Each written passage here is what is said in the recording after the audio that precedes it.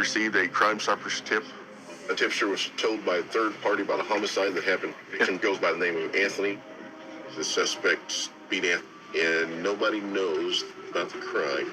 He's identified as Anthony, 18 years old, born in Missouri, grew up in Tulsa. He had plans to join the Marines. So the detective searched his last known address and stopped by the house listed. His mom let them in, said he's been missing for 6 days. They asked, does he have a girlfriend? The mom said Ashley, and she's pregnant at the moment. She also states a week ago her benefit card was missing. They suspected a guy that just got out of prison named Carl took it. Anthony left to visit Carl to go retrieve the card and hasn't been seen since. So they searched for Carl in the database. The mom called and said Carl just walked in. So they go snatch Carl up, start interviewing him. So they asked Carl about the benefit card. He said Anthony left it when they were hanging together. It was stuffed down in the couch. He returned it to them. Carl also said that Anthony's problems is with Ashley. Saw her trying to run him over. He also stated that Ashley's cousin Justin said Anthony was beating on Ashley and she called her dad to come over, and that's all he knows. So they look up Ashley's address, head over to the house. A neighbor comes out and says nobody has been there since the fight happened. He stated someone got thrown out the window. So detectives showed the neighbor a photo of Anthony,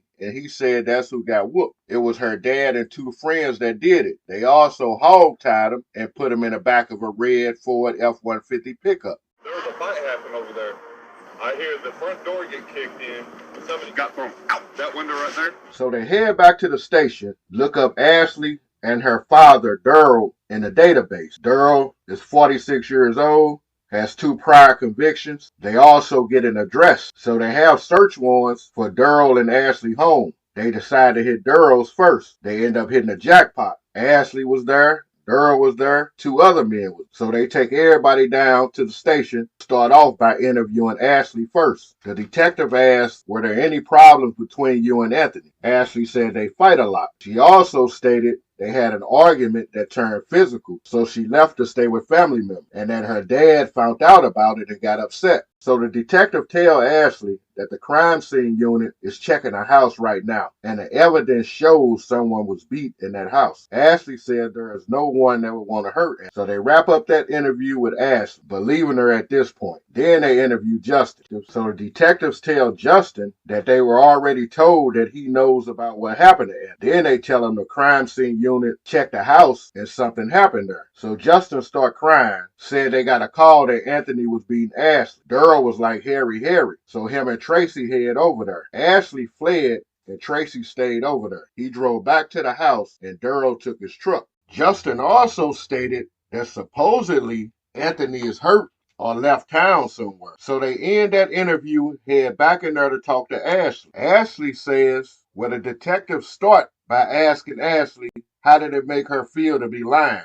She said she didn't lie about anything. So they asked Ashley what happened that day. She said Justin and Tracy showed up. She left. So the next day, Justin told her you don't have to worry about Anthony bothering you again. So they go in there to interview Tracy now. Tracy has 2 prior convictions. So they start by telling Tracy, people are accusing you. Tracy said, I've been accused my whole life. Then Tracy lawyered up. So now they head in there to talk to Daryl.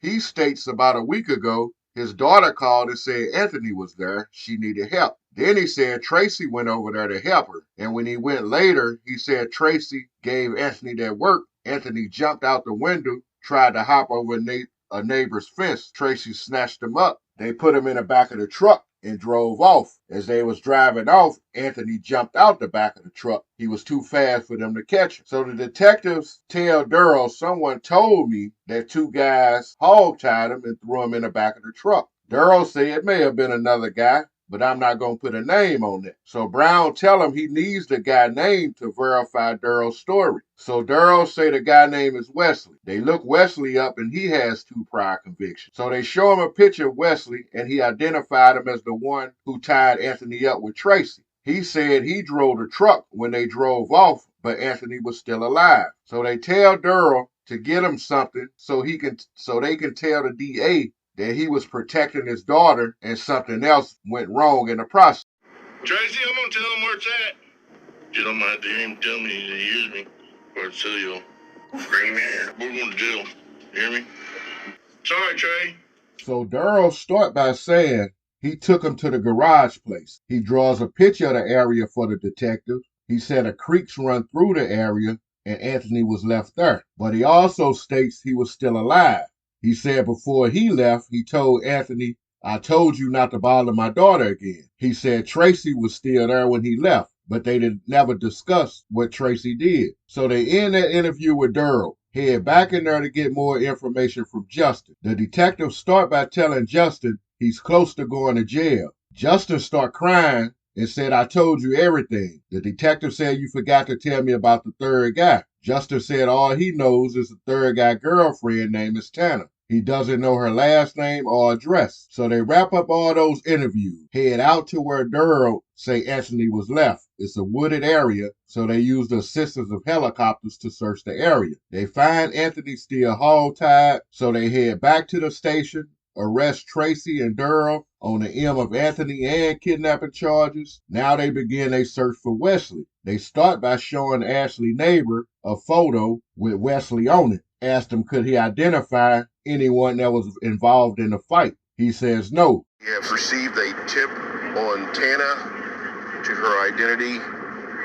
Got a location for her. So they head over there. She gets in the car and speaks with him. She states that she dropped Wesley off over Darrell's house, came back and picked him up, and he was acting different. So they rented Wesley a hotel room. Tracy and Darrell show up at the hotel talking about what they done to Anthony. So with Tanner confirming Wesley's involvement, they issue a warrant for Wesley. He was picked up 2 weeks later, charged with the M of Anthony, but pled guilty to kidnapping and received an 8-year sentence. Tracy was convicted of first-degree M of Anthony and received life. Darrell pled guilty to first-degree manslaughter, received 12 years. Justin and Ashley was not charged with anything. Thank you for watching. Leave me some comments, hit that like button. Stay safe out there. I'm done talking. Darrell, in his mind, did the right thing by taking up for his daughter. Yeah, I understand why he did it, but you just can't do it.